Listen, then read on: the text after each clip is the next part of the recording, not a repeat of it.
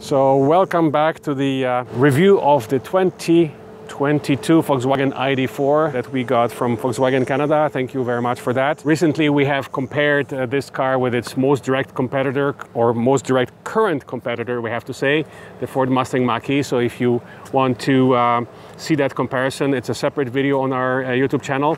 Right now we're going to concentrate strictly on the Volkswagen ID.4 and perhaps its other competitors. So again, this car here starts at $45,000 for the base rear-wheel drive, $50,000 for the all-wheel drive version, which is the best deal currently in the market. You might still be cross-shopping it with the Chevy Bolt, with Kia Soul EV, Kia Niro EV, and the Hyundai electric cars. Of course, the Ioniq and the rest. That's from the current crop of long-range electric cars. Of course, Kia EV6 and Ioniq 5 are arriving soon, meaning probably early next year. So those will be also tough competitors for this car. Right now, the most direct one is the Ford Mustang Mach-E. There's also Nissan Ariya arriving next year at some point. It was delayed. It was supposed to arrive this year. But it will be coming at some point next year. It'll be a tough competition for the Volkswagen ID.4. Right now, this car is the best deal that we know of. And feel free to comment if you disagree with that. But at the current price point, it's cheaper than in the US. Also, we have to kind of stress again that for Canada, the standard equipment will include things such as heated windshield, a heated steering wheel, and a heat pump, which are very relevant in a Canadian climate. Those options the Americans don't got. Okay, so keeping this in mind, it's really the best deal currently. So let's give you a bit of a walk around the car again. So we want to show you the front end is very distinct. This Volkswagen is unlike any other Volkswagen. So it's very distinct with its front LEDs, which stretch from the side here all the way. There's a unibrow that continues here. Even the logo is lit up, as you may have seen in some of our Facebook videos. It continues here all the way to the other end. So the full unibrow front LEDs, which also light up during the day, stretch the full length of the car. Okay, so and of course they are LED headlights. So let's show you the side of the car. So this car here is the American version, but it's upgraded with the appearance package, which is an $8,000 option. Comes with 20-inch wheels versus the standard 19s. You have here the Pro S badging here. So you have the Pro S. For Canada, you will have the Pro S rear-wheel drive and the Pro S all-wheel drive. We're not sure what the badge will show on the all-wheel drive version, but you will have this Pro S here. The appearance package also comes with the beautiful fixed glass panorama roof on top, which comes with a blind. It's very few of the electric cars have electric blinds that where you can cover your fixed glass panorama roof. So we really appreciate this option in the Volkswagen. Okay, so if we continue to the back, this is your charging port. Okay, so you can see there's a light here, so it lights up in white. The only issue that we found is that it doesn't light up as soon as you open it. So in our opinion, especially at night when you're trying to plug in, as we were last night, this light should come on as soon as you open the port. For some reason it doesn't. But anyway, so then you plug in and it starts flashing green. So it's flashing green and it continues flashing green as long as the car is charging. And then of course here you have the flap for the CCS fast charger. The legend of what all those lights mean are all here on a sticker at the bottom. Okay, so that's your charging port. So it's located at the rear passenger side versus for example, the Mustang Mach-E, which is on the front driver's side. So this is kind of similar to our BMW i3 positioning. So the trunk is very spacious, it's very comparable. It's one of the largest trunks of all the current electric SUVs. You have the beautiful unibrow that again stretches the full width of the car. It's beautiful. You can see that the rear seats are split 60-40. Plus you can open up the pass-through for transporting skis or long items here. So it's the most practical of all. What we can show you as well, that there's a couple of more levels of the storage. So here's one more here, and there's actually another level right under. So all the cables and everything can be stored here. So it's kind of similar to our Audi e-tron in that it has multi-level, very deep storage here. So this electric SUV does not have a front trunk or a frunk as some of the other electric cars have. So the Mustang Mach-E, for example, has it. Our Audi e-tron has a small storage in the front for the cables. The Volkswagen ID.4 does not. So you have the two screens, the large center screen. It's not as big as some of the other electric cars, but it's a very good size screen. It actually seems to be bigger than our Audi because you have all the entertainment and car stats and the climate. With the Audi, as you remember, we have the three screens. So we have the main screen here, center screen, and a climate screen above. Here you have just the two screens. So they made this screen bigger so you can have more access to more information on it. You have the two cup holders here. As we mentioned previously, this is where you charge your phone. There's a wireless charging pad. So your phone goes here. There's two more storage here, so lots of storage with a cover. So again, we'll mention that you have the wireless Android Auto and wireless Apple CarPlay that you can connect through the screen options here. Here's your gear shifter, your standard control for your wipers. You have your turn signals, your light controls are all here. The defroster buttons are here. Here you have the parking menu, so that's for your parking, cameras and sensors. You have your driving assist modes and then changing different modes. So you have a haptic feedback buttons here. And then here you have just the climate controls as well. And there you go. So your gestures are actually, look at this, the gestures seem to be moving the screen even further. There you go. Now we just discovered something that we haven't discovered before. By waving your hand, you can also change things on your screen, which is kind of interesting. Neat. So here's our statistics. Since start, 214 kilometers we have done, and we have 243 left. So 450 kilometers range easy with the climate on this car. Then you have, so our statistics for the last 200 kilometers, last 2 days are 16 kilowatt hours per 100 kilometers. The long term, the car has been on the road for 4,300 kilometers. And it's been driven hard because the average is actually 18.6. So we're improving, as always with our reviews, we're improving by bringing down the average consumption in all the electric cars that we review, because we're really not pushing them. It's not the purpose of this. I think the range is the most important. So we're trying to prove that you can squeeze a lot of range out of these electric cars. And then since charge, again, that's the next option. Same, 214 kilometers when we charged it back in Toronto, and the same average. So anyway, and then you have the main screen. We already showed you kind of the telephone, radio, media, navigation, vehicle, app connect. This is where you connect your apps, the sound settings, ambient light settings. So right now the lights, the ambient light was blue. I'm sure that this can be changed. There you go. You have all the RGB colors, brightness, the color, and you can change all that in the car. So that's quite amazing, again, for a car, electric car in this price range. So that's about for the front. Of course, you have the adjustable armrests here. Okay, so you can adjust them. There's a button underneath where you can adjust it high or you can take it low. Same with the passenger. They are both power seats. So in this Volkswagen, the driver's seat is power, and there is a massage. So you activate the massage using the button on the side of the screen. I don't know if it's the same on the other side. You have the seat memory here, and you have a massage button.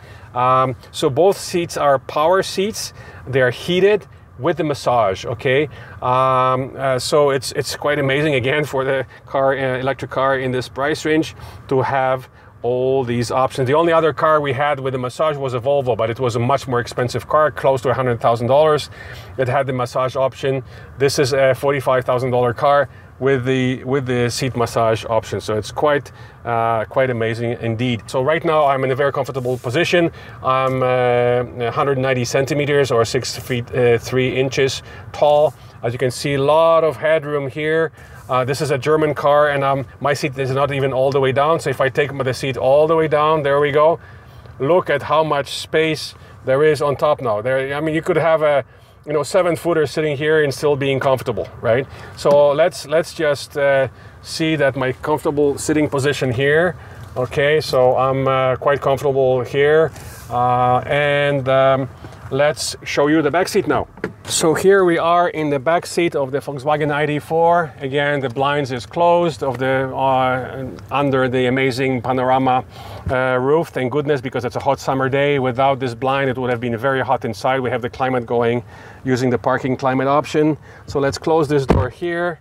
You have nice tinted glass on the rear doors, and of course the back window. So you have the privacy in the rear section of the car. Look at this, look at the space, and the seat is all the way down. I don't know if you remember in some of the other electric cars when we took the seat all the way down, I couldn't fit my feet under the seat. So here, even if in its lowest position, there's comfortable space for me to put my feet under the seat in front of me. And there's look how much space there is, right? It's not quite enough, like not similar to the S90, which was limo-like space where I could put my feet like this. Here, look at this. I can even put my feet like this in the back of this car with a very tall driver in front of me. So it's quite amazing. So very spacious. You have your climate controls here. Okay, so you have the 2 vents for air conditioning and heating. You don't have them here on the B-pillar like you do in the Audi. Obviously, this is a much more basic car, but you still have the rear vents, which we don't even have on our BMW i3. So all that you need in terms of the climate control is here. So here, the seat is split 40-60 when you lie it down, but here you go. Here's the your armrest with the 2 cup holders and another little smaller hole for another storage. And then here you open the access. So if you close it down, you can actually open the access to the rear, so you can put it down as well, and then you can have your skis, 2x4s, or whatever you want being transported here in this car, if you don't want to take all the seats down in either 40% or 60% down. So let's put it in drive. Actually, let's put it in B for more regen, and let's give you our driving impressions of this amazing car. 16.1 kilowatt hours per 100 kilometers. It's an amazing score, giving this car a 450 kilometer range. And this is including the climate use. So here, this is the main vehicle menu data. You have status, you have vehicle data, and you can change your options, locations that just basically for charging. This is for charging when you're plugged in. So let's take it back to the standard vehicle or the data for the car. Okay, so let's put it back to main menu. You have the vehicle data, navigation, radio, media, telephone, app connect, sound. Let's see if we can, we can go back to this screen so there is some gesture control on this car. There you go. Okay, you don't have to touch the screen, you can use gesture control. It gives you the statistics, phone options, just general options, and you can come back to the other screens. So this one has the map, you have some entertainment, you have the telephone options, vehicle options, etc. And this is your main screen. So it's kind of neat little option to have, with just gesture control. You don't have to, this is the only way it works. You cannot take it down or up, just left or right. To change your mode, you basically click this button here. Okay, and we are in sport mode. Let's put it in eco mode, which is most of the time we were driving it. There's not a huge difference. Even in sport mode, this is not a sports car, okay? So you can, comfortably just keep driving it in the eco mode, okay? And it still has enough oomph with its 200 horsepower rear-wheel drive to give you a pleasant, it reacts to the accelerator pedal even in eco mode it's you know, fast enough, to be honest. So these kind of cars, which are not performance oriented, they're supposed to be reliable, luxurious, long-range electric cars, or in this case an SUV. You will be fine driving it in eco mode. If you try and compare it with all of its other currently available competitors, be it SUV, electric SUVs, or electric long-range hatchbacks or sedans, even including Tesla, the interior of this car has definitely a very upscale feel, from the LED lighting all around, from the panorama fixed glass roof with the blind, very rare, and just the finishes on the interior are very upscale. So to us, whether you compare it with the Ford Mustang Mach-E, which is a very recent electric car, whether you compare it with the Chevy Bolt EUV, which is a brand new electric car that GM just launched, whether you compare it with the current Kia Niro EV, Kia Soul EV, Hyundai electric cars, it has the most upscale feel to it, and it has one of the longest driving ranges for an electric car in this category as well. And it's much bigger than a lot of those competitors that we just mentioned. Of course, Nissan Leaf in both its base and long-range versions. So there are quite a few competitors coming, like Nissan Ariya SUV, which will come in different front-wheel drive and all-wheel drive versions, but it's not coming until next year. We have the Kia EV6 and Hyundai Ioniq 5, which will have the new 800-volt architecture and charging up to 300 kilowatts. This car charges, and we'll show you our session at the fast charger in Barrie at Electrify Canada.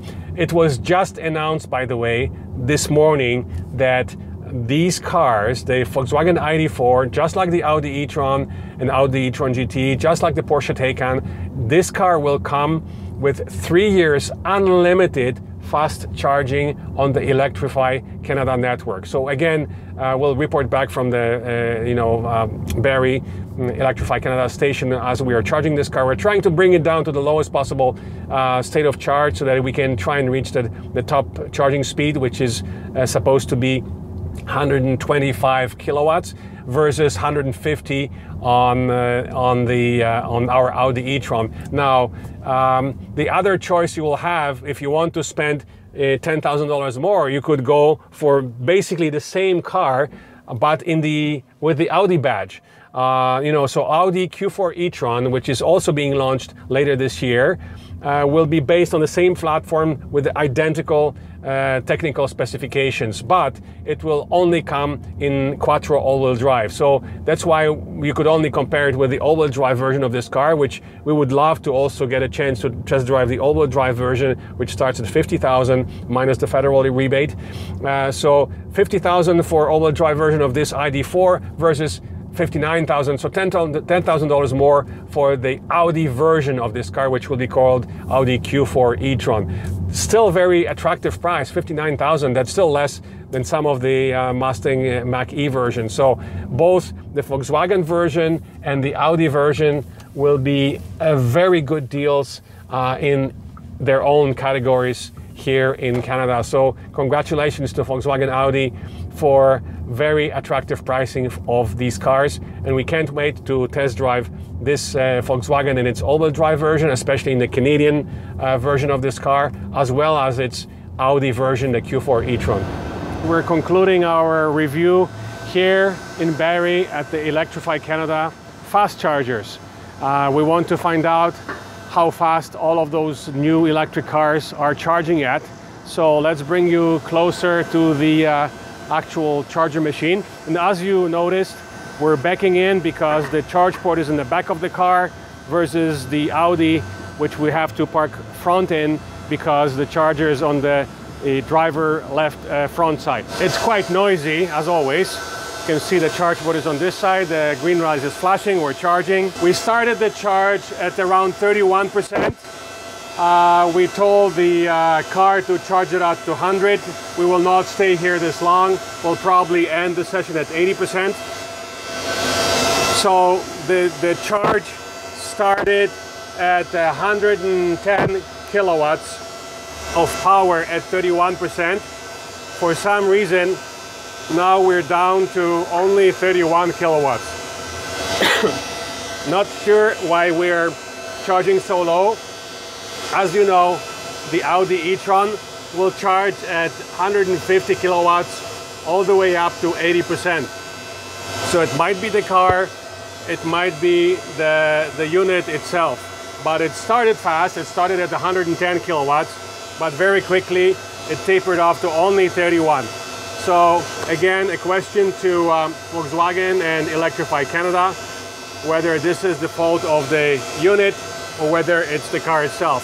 So again, because the charge rate is so slow, we will not stay here very long because it's getting dark. We want to get back to Toronto, you know, before dark. So let me show you what the screen looks like while you're charging. So right now the screen is off. As soon as you sit in the car, the screen comes on. And let's put it back in the vehicle mode. Never mind the phone. Now we want to do the charging. There we go. Okay, so basically what is it telling you? Time left 1 hour and 25 minutes. Sure, at only 30 kilowatts of power, it's gonna take us forever. So not sure why it's so slow. We're hoping to show you a very nice charging curve, keeping the 125 kilowatts up to a very high state of charge. It did not happen. Could be because it's an early car. Could be the unit itself or something off. So it started very well at 110, but it basically tapered off very quickly to only about 30 kilowatts of power. So the end, according to 100%, this is where you change it. So let's change it back to 80%. It'll recalculate time left 55 minutes as opposed to 1.5 hours. But again, very slow charging curve. So we're gonna try and find out from Electrify Canada and from Volkswagen Canada why that happened. Same on the main screen here. You can see similarly current available kilometer range. Time left 55 minutes. It's showing that it's charging. Let's go back to the vehicle screen, data screen, just as a conclusion to our test drive. We've driven almost 300 kilometers and 16.6 kilowatt hours average, which is very good average using the highway. So we have almost 200 kilometers range, and we have driven almost 300. So the range is close to 500 kilometers using the eco mode, which we have used most of the time, because really there's no point in using comfort or sport mode. This is not a sports car. Just leave it in eco mode and you will enjoy the drive anyways.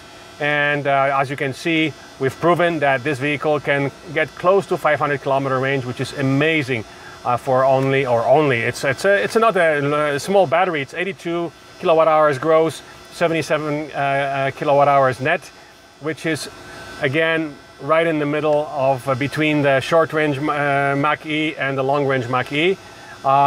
In terms of the charging power, the Mach-E announces up to 150 kilowatts of charging power, where the Volkswagen maxes out at 125. We're not able to achieve that speed of charging today, but hopefully we'll be able to let you know afterwards what has caused this. Sometimes these Electrify Canada machines, which happen to be the same that Petro Canada, actually, they're same units, just dressed up differently. Sometimes they give us different scores, and we found the Petro Canada units to be generally faster than Electrify Canada. Anyway, so that's about it. Please remember to subscribe to our channel by clicking the subscribe button on our YouTube channel. It's youtube.com/Rashev. That's RASZEW. And thank you for watching. See you next time.